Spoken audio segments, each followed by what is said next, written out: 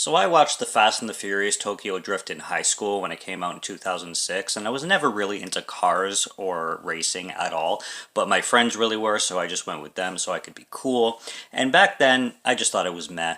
After rewatching it after a few years, I never really liked this entry a whole lot as much as the other Fast and Furiouses came out, but in comparison to the second, and the last time I watched it and this time I watched it, I really like this film. This is a big 4 out of 5. It's so underrated, and I don't know why more people don't appreciate it, because the drifting aspect alone is really cool. What we have going on here is we have this guy named Sean who's a complete southern redneck, and I think that's one of the biggest reasons that people probably didn't take well to the film is because he's replacing Paul Walker in a sense.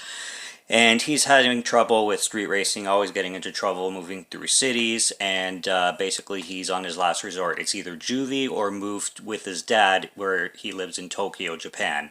Why his dad lives there, it's not really explained, but he chooses Tokyo, so he goes into the Tokyo scene, and he learns to drift because there's this guy named DK, or Drift King, and he's a villainous guy. His uncle is in the Yakuza, so this film gets really gangster-ish, and it goes into a lot more crime territory and mafia territory in a sense, which I really appreciate. But all the drifting and all the cars are wicked. You got Lil Bow Wow in here, and I mean Lil Bow Wow, I remember him when he was like Lil Bow Wow, like 12-year-old Bow Wow, but he's like 18, 19-year-old Bow Wow, however old he was. But he's cool. Lots of cool characters. I don't mind Sean. He's fine.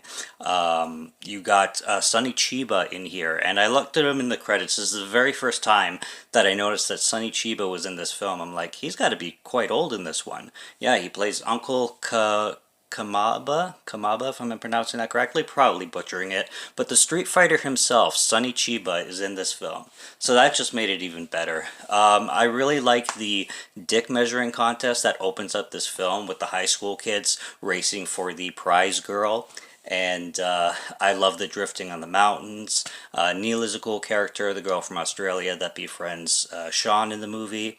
And yeah, overall it's just a really good story. And I love the character arc too with Sean, because again, he's the biggest pussy in the beginning of the film, not standing up for that guy who's having spray paint all over his body from the bullies, and he just walks away. But at the end of the film, he's able to stand up to a Yakuza boss and speak in his language of Japanese and be like, yo, let's settle this. So props to him, and I liked his character arc, and I just love the racing in this, and the action in this, and I love the gangster stuff and the back and forth banter.